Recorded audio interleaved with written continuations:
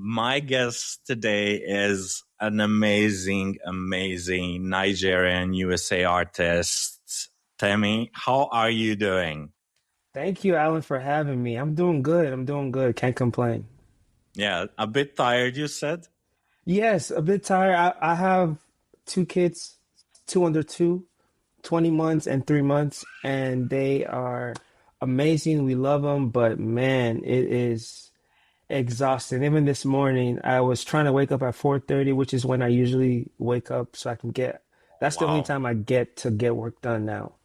Okay. But I couldn't wake up. I was like, I'm not getting up today. I stayed till my son woke up. So, Okay, yeah. okay. So, how is family life apart from being exhausted? How do you manage things? How do you manage to do anything?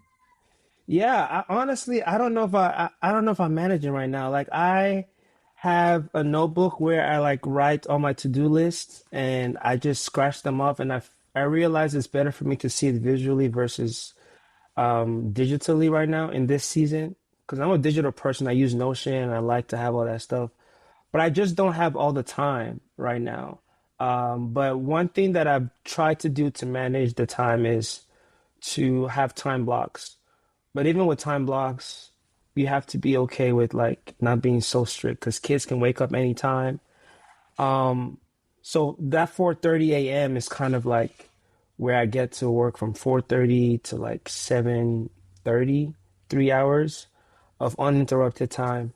But sometimes my son wakes up, so you just have to go with the flow. So am I managing? Yes, the best that I can, but every day it's a new it's like every day there's a new boss, there's a new problem, and I have to Yeah, be yeah. okay with um just going with the flow in this season. Yeah, I mean, I guess that's probably the best thing you can even do. I have a nephew that is 8 years old now. And I Wow. remember my sister-in-law, she was like, she had just one. So I can only Hmm. imagine how it is with two. Right. Yeah.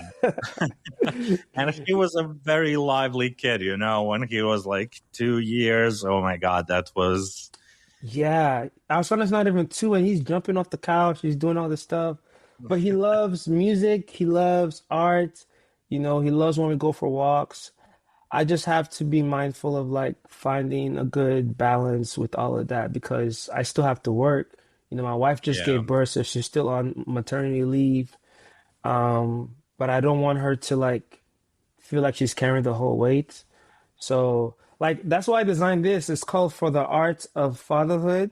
Oh, that's nice. And That's nice. yeah, and like because I'm realizing that fatherhood is like art. You know where you want to get to, but there's a lot of trial and error. You're probably going to fail a few times, but you have to pick yourself back up and keep going. And yeah, and I've realized that I just have to, in this season, I just have to be open to like things changing. My normal that I used to have is gone That's forever. true.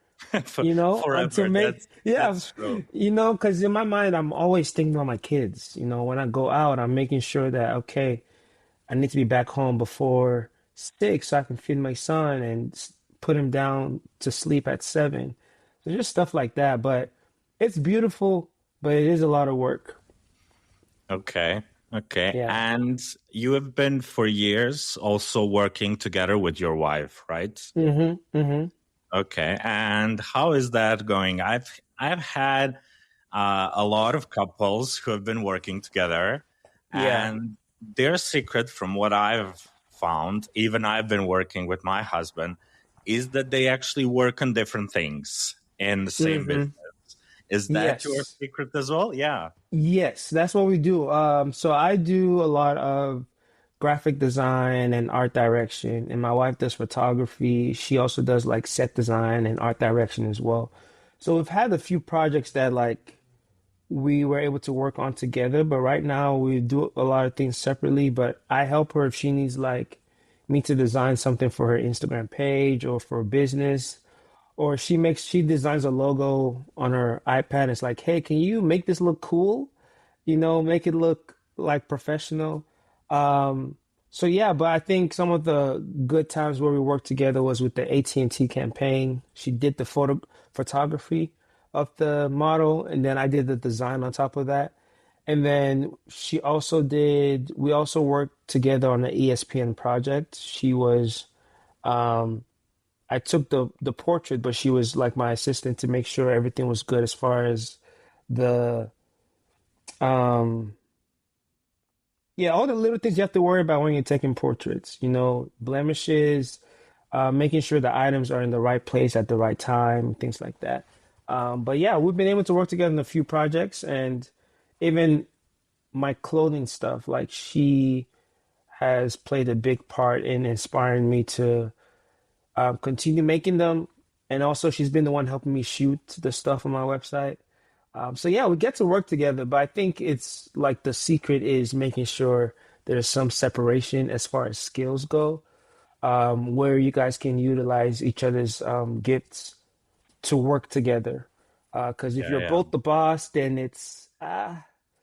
Yeah, yeah, instead of especially in the we see each creative other as, business. yeah, Yeah, we see each other as teammates versus like I'm the boss of this company. Like in our yeah, company, we both have 50-50 equity, and that's like to show that we're really, really partners in this. amazing. And from what I've seen, she was kind of your muse for your latest big project for the Ye- Walmart. yes, Tell me yes, more she about it. was. I loved every single piece of it, but Thank go on. you. So the Walmart thing really started because my wife, again, she was like, "Hey, your work would look so good on a pillow or home decor," and I was like, "What? Sure." Okay. Like I've thought about home decor, but I've never really explored it. I've been like, "Oh, I want to make like um little mannequins that you can put in places in your homes." But yeah, so she inspired me to make a pillow. I made a pillow. I did 50 of them. I put it online and it sold out. And when we got the piece in our house, it looked so good.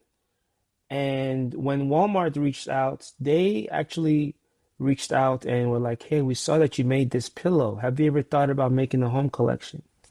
So like it's crazy to think that you put the work, like I tell people, put the work that you want to be hired for, and it's only a matter of time. Like I think a lot of people, a lot of us, we sit down and we wait for projects to come, and we're like, "Oh, Nike didn't call me today." Well, what Yeah, have you yeah. done to make Nike be interested? So like this hoodie, the for the lovers jacket, the Mother's Day, Father's Day jacket, those are things that I've just wanted to see out there in the world, and I just made them.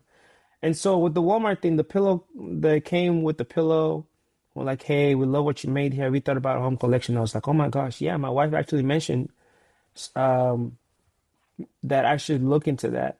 And they were like, "Oh, well, this is the perfect opportunity." So I had to pitch to them a lot of ideas. I made like probably like 100 different designs. Oh, I wow. did I did bathroom robes. I did um, bathroom carpet. I did bedroom curtain, bedroom bed sheets, pillowcase, hampers. And then I did the kitchen. So I was pitching to them like I can make items in each of these places in the home because the home is so special. It's like the living room is like the heart of the home, which is why we ended up going with the living room. And I was like, okay, well, what are some things we want to make for the living room? Well, we have throw blankets, vases, ceramic and 3D printed. We have beaded pillows, we have rugs. Um, and yeah, it was really cool to see everything come to life. And even the thought process of like the story I wanted to tell through the collection, right? The vases, of course, were inspired by my wife, because I saw her carry both of our kids. Like she's been pregnant end of 2023, 2024, and then pregnant again in 2025. Okay. So yeah, so we being able to see her body change, but she still had this strength. It made me really like rethink how or rethink what I see vases as. You know, vases are, yeah, you put flour in them, but they are as important as the flour, if not more important. Without the vases, flowers would just they wouldn't really last long in your home. And we also did 3D printed. I have kids, and we've almost had situations where my son was about to break something. So being able Oh, to have 3D vase, you don't have to worry about that. Just put your flower in there. The worst thing that could happen is, maybe the water spills or whatever. But yeah. again, the thought process behind the whole collection was, you know, I'm African. I'm African. I was born in Nigeria. I came to America 2004, and I've lived in America longer than I have lived in Nigeria. I'm 33. I came to America when I was about 12. Um, and I know what it's like to live in both cultures. That's why in my collection you see this theme of duality, whether it's color versus texture, whether it's texture versus form. Those are the things that I wanted to convey. And it's very subtle, but again, I like that because this item can live in both homes and tell both stories from both sides, African and African American. Oh, that's really beautiful. Thank You you. mentioned that you were born in Nigeria in Lagos. Um, I mean, it's definitely true that those early 11 years before you first moved to Canada and then the US Yeah, have shaped you yeah. probably in a major, major way. But what was the biggest thing that you pull still today from those early years? Man, love for color and texture, and also the importance of using what you have. In Nigeria, one thing that I really loved growing up was that we might not have had a lot, but we always figured out how to have fun with the things that we had, or how to make use of the things around you to do what you wanted to do. So, for example, it's raining, we can't go outside. Me and my friends are like, man, we want to play soccer. So we found a bunch of bottle caps in the house. We had Sprite team and we had Pepsi team. We opened up all the bottles, and we're playing with the caps. We had a ball made from rubber bands. We just put rubber bands together till it was big enough, and we were playing with our thumb. Each of us got to take turns. This the player, and you flick it, and it's just like, and then I know people are like, okay, well, how do you guys do the goalie? Well, we bent the bottle cap so that it could stand. And we would Oh, just place, what I'm saying? It's like we got to think and be creative with what we had. And that is something that I still use today. Like, I love limitations because they make you think deeply and think outside the box. Because I don't think you need to know how to do everything to be a creative. I think everyone is creative. I think you just have to really open your eyes and see where that creativity lies, right? But yeah, like growing up in Nigeria, the colors, the textures, those are the things that I still find myself getting drawn to when I'm creating work. Now, of course, in my work, it could look a little bit more modern, but I think the beauty of it is that I can have some type of juxtaposition in my work, right? And instead of it just being like very colorful, there's things that give texture, whether it's a 3D shape, whether it's paint splatter, whether um, it's like using a pen or a pencil or something in the art piece to just give it texture and depth. Those are things that I still put in my work that I remember growing up doing in Nigeria. okay. Okay. And with 11 years in 2003, if I'm correct, you moved to Hmm. Canada just for a Hmm. year before Yeah, before I'm doing moving the to Texas. research. Oh, I Yeah, did. you've done your research. I like that. I did. Because I I, did. I usually tell people like I moved to America because I spent a year in Canada and I'm like, does that count? I don't know. But No, everything counts. Everything yeah, counts. everything counts. Yeah. So yeah, Canada was fun. So my dad's a pastor and he got moved to Canada to start a church. And so we all moved with him and we were there for a whole year. Canada was interesting because it was my first time outside the US. I mean outside Nigeria. And I was just blown away by how clean things were. How I think the biggest one was the electricity. I was like, so you mean you have electricity forever? Because in Nigeria, like every 2 days they take your lights out. Every house needs to have a generator. And so I was like waiting for the lights to turn off. So it was just like a small culture shock. Um, and then of course my accent, trying to understand what people were saying or trying to have them understand what I was saying. Because now this is my accent now, but growing up I had the Yeah, yeah. thick Nigerian accent. But yeah, but it was fun. It was cold. It's my first time like seeing snow. No, So right? there were just a lot of firsts, and it was a really really really fun time. Okay. And you said yourself that you spend the most of your life in the US. That's Texas Hmm. Yes, all the time, right? yeah, Okay. Texas the whole time.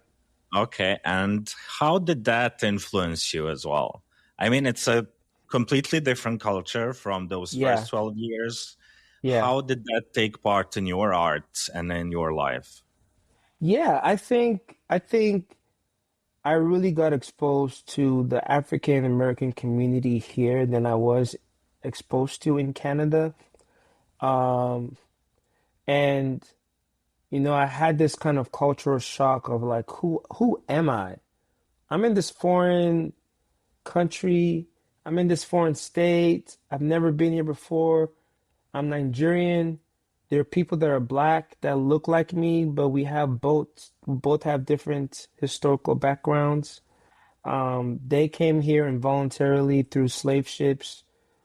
We're coming here because my dad's a pastor. So there was a lot of learning on both sides, about our history. Because I think sometimes African Americans might think Africans look down at them, which a lot of them do, but it's because they don't understand the history. They think that African Americans just left Africa because they wanted to. Oh, okay. And then on the other hand, African Americans might not really like Africans because they think Africans are like acting like they're better than them. So there Oh, was this, and that's something that I struggled with going to high school. I didn't belong. People felt like I was stuck up, and so they made fun of me and just stuff like that. And I think, you know, I eventually got to learn about both histories and the importance of it, and we're so much alike than we are different. From African American culture, we do the cookouts. In Nigeria, we do the same thing. You know, we play the same games here. They play Mancala here. We do the same thing in Nigeria. And yeah, there was just so many similarities when it comes to what is important, what is the foundations of our culture. And yeah, and so I realized that if I was going to like go the artist route, I wanted to make sure that I brought both sides together in my work, um, in the opportunities I get to speak. And right now it's February, it's Black History Month. It's such an exciting time, and that's exactly why I think us dropping this collection around this time, where you have Africans that see the story and understand, oh my God, just an African artist, and then African American people who are also looking at this and being like, oh my gosh, I understand what he's trying to convey, the duality, we're actually similar than we are apart, and we should celebrate that. And he's creating stuff that can live in African homes or African American homes, and yeah. And so being in Texas, Texas is interesting. Um, I love it. It's the South, you know, and there's a lot of history, American history that has to do with the South and racism and stuff like that. But I think that there is a strong community here, um, especially in Dallas. And I'm grateful to be part of it. And I want people that look like me to know that it is possible to, tell your story and share it through creativity. You don't have to, like, my goal was never to be famous. I picked up a camera because I wanted to take pictures of my friends. And then photography led to my love for design, and then design led to my love for, like, how can I make physical products? And now I'm doing that, and being able to see people wear it and, like, understand the story and wear the jackets and the cardigans with pride, like, that brings me so much joy. Oh, that's really good to hear. But you mentioned how you actually wanted to be artist, and that kind of was present there even back in Nigeria. But Hmm. your father wanted you to be Yeah. engineering. Yes. So you started in biomedical engineering for 1 year, right? Yes. Wow. And Alan, then, I'm impressed. I'm impressed. I'm impressed. I like this. I like when oh, people come and do their thank you. homework. Yeah, you know me when I know myself. Oh, come on. Almost, maybe. We'll see. Yeah, there's still more time. For sure. So, how was actually, did you feel like you are disappointing your family by not continuing the Biomedical engineering engineering. school? Absolutely. Initially, I wanted to study music, and my dad was like, "We didn't come from America to we didn't come from Nigeria to America for you to go study music." They were like, "You can do that on the side. You don't need to have a degree in music, you know." Um, so I chose biomedical engineering because at the time I was like, "Oh, robotic arms. That sounds interesting. I can." The reason why I even picked that major, yes, it was the robotics, but it was the idea that I could help somebody, that I could make someone's life better.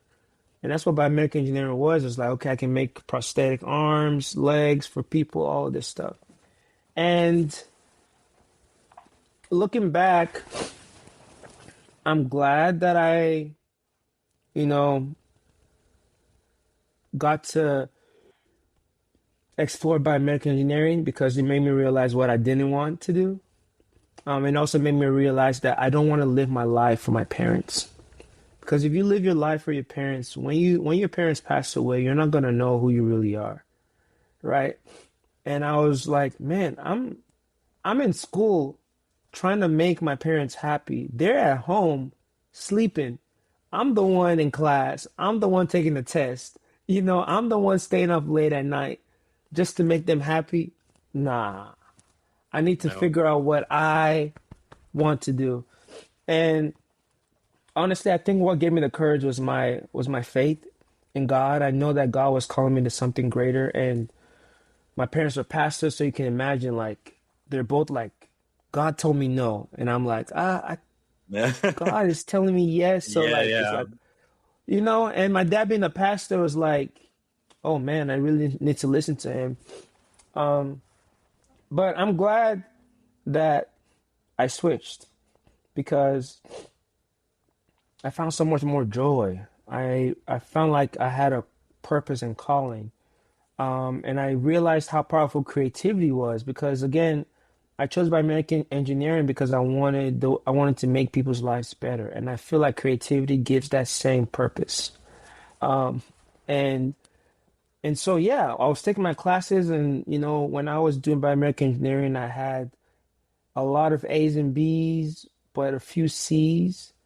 But when I switched, it was all A's. Only one B, and that was printing class. We had to print on the Printing. old printing Okay. press. and then you had to like use the cutting machine. They give you one piece of paper and they're like, "Hey, can you cut this into like seven 2x3s?" And if you mess up, you mess up. Yeah, So yeah. um so yeah, but it was a lot of fun in that major. And of course when I graduated, my dad was like, "Don't you want to go get your master's in biomedical engineering?" Oh, And I was like, like, "Come on, man, I'm done. I'm done with that." I said, "Nope, nope, nope." Um, but looking back, I don't fault my parents for um, wanting the best because that's all they knew. Growing up in Nigeria, doctor, lawyer, nurse, accountant, engineer, those are like the five pillars. Anything outside of that, they're like, you're not going to be successful. Um, and so I'm glad that I did what I did. I'm glad that God chose me to just have this creativity, because now I know that there are other younger kids that look like me that now know it's possible. When I graduated college, I went back to my old high school to teach photography and design because I wanted kids to know that it is possible to have some type of career in creativity. And so, yeah, okay. No, I love that part because something similar happened to me as well. oh wow, I started civil engineering at whoa, 18. Yeah, yeah. I studied it. Yeah, yeah.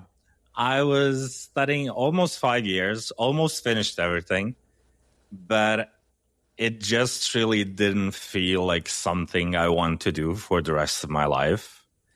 And mm, in the final years, I was like exploring with the computer and what can I do with websites with Adobe Flash back then. right, And it was such a different world. I mean, hmm, even doing now like typefaces and typography and the podcast and everything, it makes me so happy that I have actually left that part.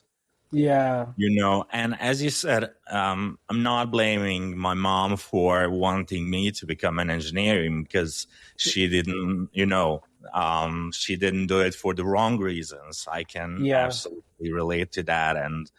But I am so glad that I didn't and that I don't work in that field at the moment. So I can yeah, absolutely relate. Yeah, because creativity for me is so much more than, I mean, engineering and all different kinds of civil, mechanical, right, biomechanical, everything. Everything has advantage, and with all of those, you can actually contribute to the world and everything. But somehow art makes it even more personal. Whatever you do, it's kind of yes, art part of you. So that's why I started with your wife being your inspiration and everything, and then going back to your early days. yeah. Um, yeah, yeah. So I also wanted to ask you, are you familiar at the moment with Nigerian like art scene and what's happening? How is it different from the USA? I had a guest recently that from the UK that was working on a really big project for I think National Gallery in Lagos as well. So he Hmm. went there and he was really meeting all these people. So I wanted to see your view of that and how are you familiar with it? Yeah, I'm not as familiar as I would like to be, honestly, but I have high hopes of being able to go to Nigeria. I want to do an exhibition there, and I want to um, be able to like team up with big brands, whether it's Adobe or somebody, to give kids a scholarship, to be able to like do creativity without having to worry about work and things like that, because they had the Adobe Creative Residency, which is what I was part of, and that was an amazing opportunity. And I get it that it's not always open to people overseas, but I hope and pray that one day we get to a point where we can have an Adobe residency in Nigeria, giving people a chance because there's so much talent there. Like there are people more talented than me that are out there. They just don't have the publicity. And I would love to go back and give those people opportunities. Maybe even do a workshop there or something. But I have people in Nigeria. There was a collective I used to send money to every summer for them to do workshops there, or Orishan Collective. Um, and they were there to just help foster creativity in the young kids and let them know that this is another outlet. Um, but yeah, that's as far as I would say I know in the Nigerian art scene. But I have a few artists that have been there and have showcased some work there. Um, but yeah. Okay, okay. And you and your wife are also doing a lot of community projects in Mhm, Dallas. Tell us more mhm. about it. Yeah, so my wife and I, we have a photography rental studio called the TX Studio. Um, and we acquired it back in 2023. So this will be about 3 years of us being the owners. We used to shoot there. We know the previous owners. But they do something called a creative residency. So every, let's say, like we'll do a spring residency. So for 2, 3 months, an artist or like three artists get picked. People apply, three artists get picked, and they get like 8 to 10 hours in our studio to shoot a concept based on the theme that we give them for that spring. And we do it again in the fall. And the goal is to have an exhibition that invites the community to in December. The only thing now is that we've had kids the past 2 falls. So it's been pretty tough to bring that back. But my hope is either this year or next year, we will do it and have an exhibition and things like that. But in the meantime, we do want to do more workshops in our studio. So our studio is a natural light studio and it's here in Oak Cliff. We have competitive pricing because we're not trying to be the people that are charging $200 an hour like Airbnbs or Peerspace. Yeah. We just want people to be able to have a space to shoot that's affordable. And we're hoping that if we do workshops, we'll be able to inspire people to shoot in that studio space. We have equipment there. It's 2 studios in one. Um, and yeah, and not just photography workshops. I'm hoping like I can do a workshop on merch, what it's like running my business. Because I think it's one thing to aspire to be creative or have hobbies and creativity, but if you want to scale, then you need to understand how a business runs, income versus expense. What can you write off? What can't you write off?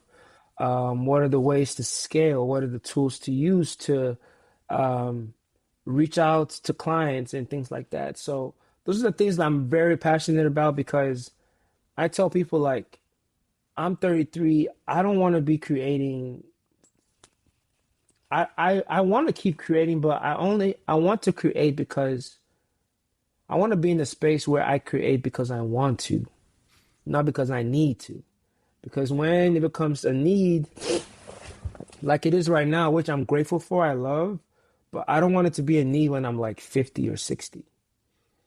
So it's like, okay, what can I do in this time to build up money for retirement? Because that's something we don't talk about enough about in the creative community. Like, and I don't know how it is over there where you live, but here at 59 to 65, you can retire. You can even retire earlier. But I think people don't really talk about what the future holds. I think a lot of people are just trying to survive right now, which is awesome. But when you're 65, do you want to still be making Instagram reels to try to get brands Yeah. deals? You know what I'm saying? Like, what Um, can you build? what can you build to be in a space where you work or you design or you do your creativity because you want to versus because you need to. Like at 50 or 55, I want to be in Amsterdam or Paris or Cannes, chilling, Yeah, yeah. designing in the hotel room because I want to, not because I need to, enjoying the world, you know. So those are the things, those are the goals that I have, and that's why I'm working on scaling. Like last year, we did over 1,000 orders, and I'm like, okay, this year I want to do 2,000, Yeah, yeah. and I want to keep scaling. So Yeah, yeah, that's definitely good. I mean, doing workshops about that and teaching other artists to do the same because, I mean, even well, a lot of people go to art schools, but they teach you how to do art. No one really yeah, teaches how to do business and yeah, how to, as you said, scale your business every year to go further so that when you get to 50, 60, you don't really have to, as you said, do hmm, reels or whatever, like just to so that you can create because you want to make something, you feel the need to, exactly, not because you exactly, have to. So that's really good. yeah, Um, Going back a bit, a couple of years, well, almost 10 years now. You got married in 2018, right? hmm, So it's hmm, almost 10 years, 8 years this year, I yeah, guess. yeah, But the same year, almost the same day, you got news from Adobe that you have received a residency. How did yeah. it, all of the feelings, how did that feel? Getting married, getting Adobe, getting, Yeah, it felt really good. And it was like mixed feelings, you know, because I was a high school teacher. I loved teaching. It was amazing. I loved my students, and I had to leave, you know, that was going to be my last semester. And I begged Adobe. It's like, "Hey, can I finish with these kids? I don't want to just leave them, you know." And they were fine. So for like a month or 2 months, I was working two jobs. I was doing the residency and I wow, was teaching, and I was married. Um, but it was awesome because again, my wife is the only reason I applied. okay, wow, You know what I'm saying? When I applied, when I told her about it, she's like, "You should apply." And I was like, why would they pick me? She's like, "Well, you have nothing to lose. If you apply and they don't pick you, nothing changes." And I was like, absolutely. "Yeah, I guess you're right." She's like, "Yeah, and if you get in, then something changes." And so I applied, and like, I kid you not, I think I hit my submission on like a Friday or Saturday, and by that following like Wednesday or Tuesday, I got a call. Now, when I pitched my idea, I was not as confident. Um, I was slowly dabbling into merging photography and design together. So I wasn't really confident in pitching that idea to them. So I only pitched photography, but I was still Okay, doing my poster a day stuff. And so they saw that and they're like, "Hey, can you repitch your idea?" okay, Yeah, right. Which is like you don't hear that. So it's like they seem yeah, like they really wanted me. And they're like, "Can you repitch your idea? We saw you doing this poster a day stuff, and we're really interested to see like what you would do." So I pitched, and my idea was like, okay, I'm going to work for a whole year on merging photography and design together. I'm going to try to do it in four different sectors. I'm going to do posters. I want to do something in the music department. I want to do something in the fashion department. And I want to do something in the sports department. So every 3 months, I switched. So I finished my poster a day stuff for 3 months. Even though I kept doing it, I stopped prioritizing that, and then I went into music. And I was like, oh, let me do album covers and blah blah blah. And then from there, I went into fashion, and I took pictures of my friends, and I was making like nice carousels that like were just visually pleasing, and yeah. And then I did sports, and I got to design something for the San Francisco Warriors. It was their last game at the arena in Oakland, and it was a lot of fun. Got to walk down, see the game in person, floor seats, also going up to the suite. So it was a lot of fun. And I think like those different opportunities and experiences made it worthwhile. And my students got to see, oh my gosh, Mr. Coker, he is now doing this stuff with Adobe and blah blah blah. And I think it also gave me the courage to be like, I can do this. You know, I can work for myself. I can, because I always knew I was going to work for myself. I just never knew when. And so the residency was a whole year, 2018 to 2019. So yeah. Okay, I mean, it's such a huge thing, and as you said, I will connect this with what you said about Nike not calling you for work Hmm. because as you did posters and they invited you Yeah, to page the posters, not just photography. So would that be exactly. one of the main advices you would give to younger designers, just to Oh, put the work they want to be hired for?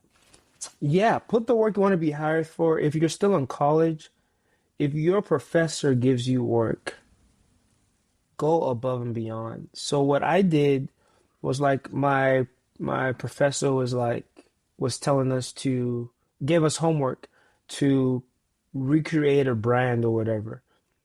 And I did it. But I was like, let me take this a step further. What if I designed a brochure for this brand? What if I designed another brand that could be a competitor with this brand? Like, I started thinking outside the box. How can I push myself? Because if you don't do that, by the time you graduate, the only thing you have in your portfolio is work that you did for your professor, is work that someone asked you to do. And with the people that I've worked with and the clients that I've worked with, when they come to me, they're coming to me with work that I've already done, that they saw, that inspired them to come up with a campaign surrounded about around said product. Like right now, I just did something for Apple for Black History Month. And when they came to me, they showed they showed a piece of work that I designed. I'm trying to see if it's here. No. They showed a piece of work that I designed for fun. It was part of my poster day series. They're like, Wow. hey, we really love how you used color here and shapes, and we want to see if you can like do something like that for this campaign. But this is how big the art board is. And I was like, okay, sure. And then it also gives me confidence when I see my work in the deck. Because I'm like, oh, they know what I'm capable of. They know, they believe in me, so I can definitely do this. Um, and that's kind of my thought process when it comes to um, just any advice to give to people, because you need to create a type of work you want to be hired for. And that's important because companies and brands want to know that you are a self-starter. That's the biggest thing. If they feel like they always have to come to you and tell you what to do and blah blah blah, that's not a good place to be. You want, and even if you don't decide, even if you decide you don't want to work for yourself, even if you're at a design company, like you always want to be a self-starter.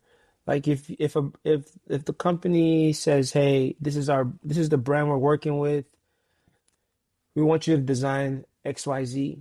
Do that design, but then come up with other ideas and say, "Hey, I was thinking, what if we pitch this to them and see what they think?" And if they say no, that's fine. But you are like, your brain is turning, Yeah, and I'm yeah. sure another brand is going to want that idea. So, yeah. And then also, if people say no, that's fine. Like, don't be so crushed. That this Was is it part of the hard for you process. to hear no at the beginning? Was it hard? Yes. Did it hurt? Yes. But when I look back, I wasn't ready. I think my pride made me feel like I was ready. Like Apple said no to me like 4 or 5 times, and now I've worked with them over 20 times. You know what I'm saying? So you just never know. And even with the Oscars, the guy was telling me, I've been watching you for the past 3 years. Yeah. And imagine if I stopped making stuff and he was like, we've just been waiting for the right opportunity, and when this opportunity came, I knew I had to reach out to you because I love the way you. And I never knew, and I thought it was a joke. I thought it was spam. I thought, it was a scam, but it was real. And I, yeah, I really look back, and it's like if someone when someone tells you no, get some constructive feedback and go back to the drawing board. Okay. Because and it's going to hurt, and it's fine. It's part of the process. I think the most frustrating part for me in my journey was I knew what I wanted to create, but my skills were not there yet, right? Okay. But the only way to get there is to just keep designing, keep going, keep going. Your taste is going to develop, your style is going to develop, and you eventually get there. And what I also did was I have a folder from all the years of me designing. Literally, I have the first poster I ever made. Oh, wow. And when I do my talks, I show people that first poster. And when I first made it, it was the best thing ever. And now I look back at it, I'm like, man, that was trash. That was crazy. You know, Yeah, but yeah. when I go talk to I've done a lot of speaking gigs with students and kids in high school and college kids and adults.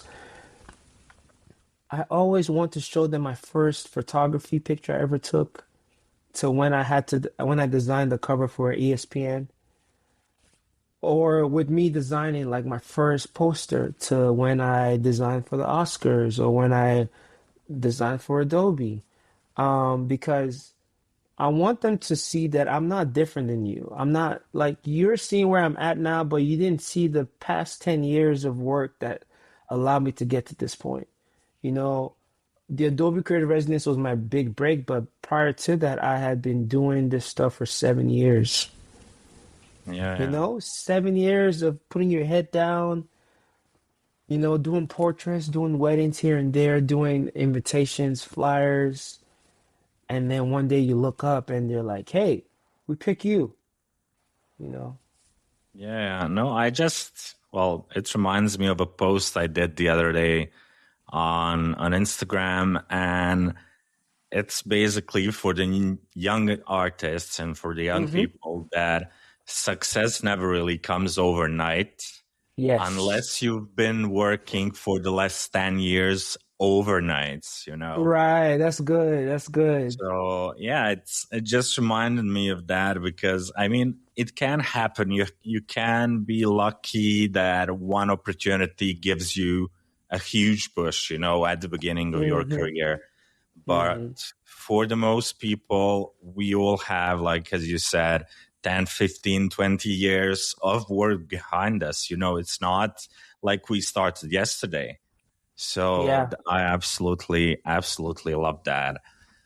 Um, from all I mean, you worked with so many big brands, and Mm-hmm. people often really see that. But um, would you say there is a big difference in the quality of art you produce for the big companies and for smaller, well, let's call them smaller clients, but for smaller companies, unknown businesses? And do you approach the same way or is it different?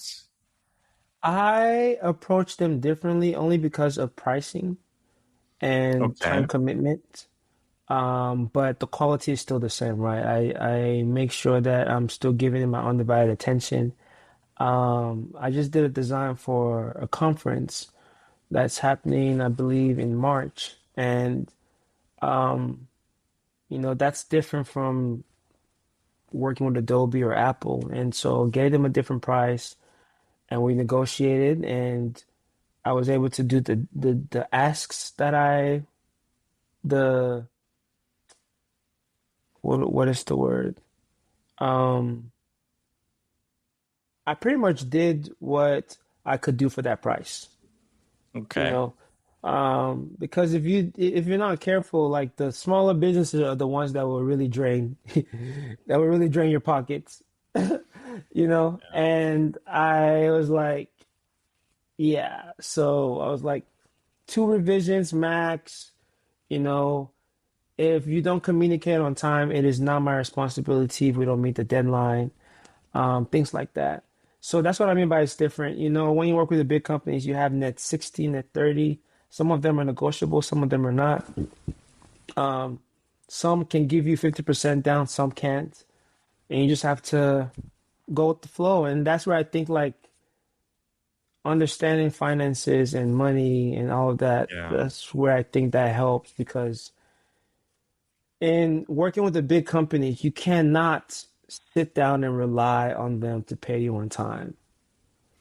Like Okay. I can't like if I work with them in February, I'm probably not going to see the paycheck till like May. And so it's like, okay, between February, March, April, like what's coming in? How can I Yeah. make sure I'm, you know, or when they pay, you making sure that, okay, I need to make sure this, I can live off of this for X amount in case nothing comes in and build your savings and stuff like that. Like work was slow the year before last, even last year actually. Okay. And thankfully I had savings and that helped us a lot. Being a dad, I took a few months off and thankfully I had savings. I am getting to a point now where my shop is doing pretty good and I can take some time off if I need to without having to like figure out where the next money or job is going to come from. Because yeah, I never want to just be in a place where I'm relying on these big companies because they're not going to pay you on time, and then um, now you're like waiting for the money to come in. Now Yeah. there are some big companies that pay on time. Apple has paid me on time. Adobe has paid me on time. There's some that haven't. I'm not going to say any names, Okay. um, but yeah, and I think being financially literate has helped with those gaps of payment. So yeah. Okay. Um, how much do you think that, well, you obviously do, but how much other aspects of work, like finances, like project management, are important for artists today? Oh. Like, let's say art makes 30%, everything else is 70, or how it Hmm. is for you. Yeah. So I think for me, and even for other artists, I would say like maybe a good 75% will be from like the big gigs, big companies, all of that stuff. And I would say the remaining 25 or so would be from my shop. And I want to get it to be split, to be opposite, eventually. Yeah. Um, but I think when you're in my position, it's smart to be financially literate, also have a good CPA, also have a good financial advisor, um, and then also have a good plan. Like I read a book called Profit First. I read a book called Profit First, and it really helped me understand how I should run my business. Because I think a lot of people they get, let's say you do a design gig, you get paid five K. A lot of people think that 5K is theirs. And it's like, no, you have, Oh, depending where you live, you have federal taxes, you have state tax, you have self-employment tax, and then, you know, you have business expenses, and it's just like all those things can definitely add up. And you have to know your numbers. So for yeah. me, like, I think we have like 20 or 25% go to taxes. We have 50% go to owner's pay. And we split the rest between business expenses and profit and stuff like that. And even with my shop, I have to do the same thing. 50% of what the shop makes goes into inventory. Another 35 goes into Facebook ads. 10% goes into shipping. The other 5% goes into like a category called profit, which is where I pay myself 5% every month, which is not a lot. I'm hoping to get that up, but the only way to get it up is to scale. Yeah, Um, yeah. but yeah, so that's kind of how I've been doing my stuff, and I have been also been looking into licensing my artwork, um, whether it's print, whether it's um, licensing it to hotels to show on the digital screen or whatever. So those are things I'm exploring as well because I'm in a space where I'm like, okay, I need to really see if I can make residual income. And of course, our photography rental studio, that's another income. We don't pay ourselves much from that, if any. By the end of the year, after we've done our taxes, or beginning of the year, once we've done our taxes, we see what's left and we either pay ourselves or invest it back into the business.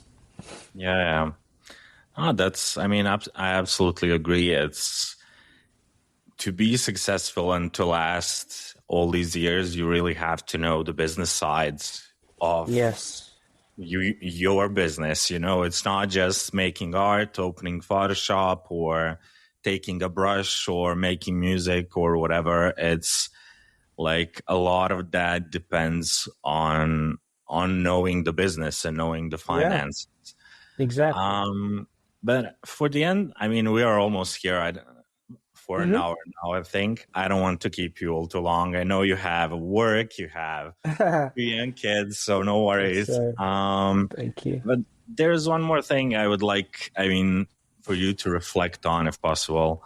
Yeah. Um, Coming from Nigeria and seeing that the art is really not that valued at that time when Mm, you were a kid. I had a similar background because I am originally from Bosnia, and nice. it's if you go like I will be an artist, when you think about it, it's not really something that's kind of profitable that you can make a life of. Yeah. And coming to USA and now being a really really successful artist you are, um, how much, I mean, what's the amount of imposter syndrome you had over all these years? Oh, hmm. I I feel like I still do. I still have it. And I don't know if it's Really? ever gonna go away. Okay. Of like, maybe it's not imposter syndrome. Maybe I just need to be more confident in the work I've accomplished and who I am and the gifts that God has given me. Because I feel like I was talking to a friend, I spoke at Off Festival Barcelona back in 2022 or 2023. Okay. Amazing. And you know, people came up to me and just like, this was the best speaking thing I've ever been to on a conference. And in my mind, I'm like, oh, you're just being kind, you know. And then again, people will come and say, oh my gosh, Timmy, I love your work. You're an incredible artist. And I'm like, you're just being kind. So it's been, I would say this, I am trying to do a lot better with getting compliments. Okay. Um, because I don't know, I think I have this really strict high bar for the work that I do, and it's great, but sometimes if I spot something, I'm like, oh, Okay. dang, you know? But people don't see it. I'm my own worst critic, Yeah, even yeah. in my clothing You're brand. the only person that will see that. Yeah, you're the only person that will see it. And I can't tell you how many projects or things that this mindset has like stopped me from enjoying. Um, and going back to your question about Nigeria, I think that, with art not being really valued at the time and where I'm at now, I think there is the conversation now. And not just because of me, but because of other Africans who are like stepping out, whether it's music, whether it's fashion, whether it's design, photography, there are people from the African diaspora that are like, um, that are just like doing amazing work, and I think the younger generation are growing up watching this and they're like, oh my gosh, this is possible. Because 10, 15 years ago, there was really select few, you know? Um, and so I don't think I have imposter syndrome with like when it comes to like, oh, I'm an artist from a place that didn't really value art as much. Um, I think Nigeria valued art, but not to do for a living, but as a way of expressing yourself. Okay. And now being able to do it for a living, my parents are sending people, my Walmart collection. They're like, oh, look at my son. Yeah, yeah. Um, but I think for me personally, it's something that I'm trying to work on is accepting compliments and really like really taking it in. Because I'm usually like, oh, thank you, but in my mind, I'm like, Yeah. you're just I being could do nice, better. It could be, I Yeah, like know. I could have done better. Like, don't you see that little speck on the artwork? Like, you know. Um, but I have really wanted to just try to be better at that because I do not want to I don't want to be 60 and just regret the times people complimented me on my work and I never really like Took took it it all in. in. Yeah. Yeah. So even with this Walmart collection, as an artist, sometimes you work on stuff for a year, it's under NDA, you can't say anything, and then it finally comes out and everyone is like going crazy, but you've seen the work like 300,000 times. But with this Walmart thing, it was different because, my close friends were buying and sending me pictures, and people who had known me before I even started my creative journey were ordering it and sending pictures, and I got to see the timeline of my life. Yeah, People yeah. who, Even people who never thought I could do this full time, buying the stuff. Because now they're like, oh my gosh, like, okay, I understand what you're doing now. Like, I didn't know it's possible. I apologize. Um, and then people who might have just met me or known about me yesterday, and now they get to go through all the stories and hopefully watch your podcast and see, like, okay, this Yeah. is who Temi is all these years. I never knew about him. Um, but yeah, so I think I just want to do better at accepting compliments and realizing that the work that I do is impacting people in a positive way and Absolutely. be, yeah, and be present when people give me compliments, like take it in and say thank you, but mean it. Because I think right now when I say thank you, it's almost like a way for me to have them just shut up, Oh, like, you know, like, yeah, oh, yeah. Tamir, it's such incredible. Oh man, thank you so much. Yeah, Thank you. I thank really you. appreciate it. Stop Yeah, it. thank It's you. enough. Stop it. Stop. Yeah, whereas like it's like they say it, I say thank you, but I'm like, man, I really am a great artist. Yeah, And not like to say absolutely. from a cocky way, but to be like, man, I have really created a body of work that once I leave this earth, it will stand the test of time. And I feel like I'm already there and I'm excited to continue to create, not out of fear that I'll be forgotten or whatever, but because I know that the work I have made already has impacted lives and God has given me this gift to serve Him and to serve others through it, and to be a voice for my community. Um, and yeah, That is absolutely beautiful. thank you. Well, thank you for ending the episode in this really, really beautiful way. Of I really course. appreciate that, and I appreciate you for taking the time to answer even your email. I was like, whenever I send an email to a really good artist, I'm always like, oh my God, come on, say yes, say yes. And your email was so relaxed. You said, yeah, let's do it. And like 2 more Yeah. emails and we are here. And that Yes, is sir. appreciate that so much. No, thank you. Thank you for your time. I really appreciate what you're building and doing with Captain Off Script. And I Thank you. think I know I'm gonna go watch other episodes. I saw one of my friends' favorite artists on there, so I'm gonna check his out. Okay, But yeah, you amazing. guys, Thank you you. have some amazing people on there, and I'm honored to be part of the list. Well, thank you for being here. Of And yeah, course, I hope we will manage to do another conversation in two, for three sure, years and see for where that sure. got it. I would love Yes. that. Absolutely. Well, thank you and bye bye, everyone. All right. Thank you. Peace.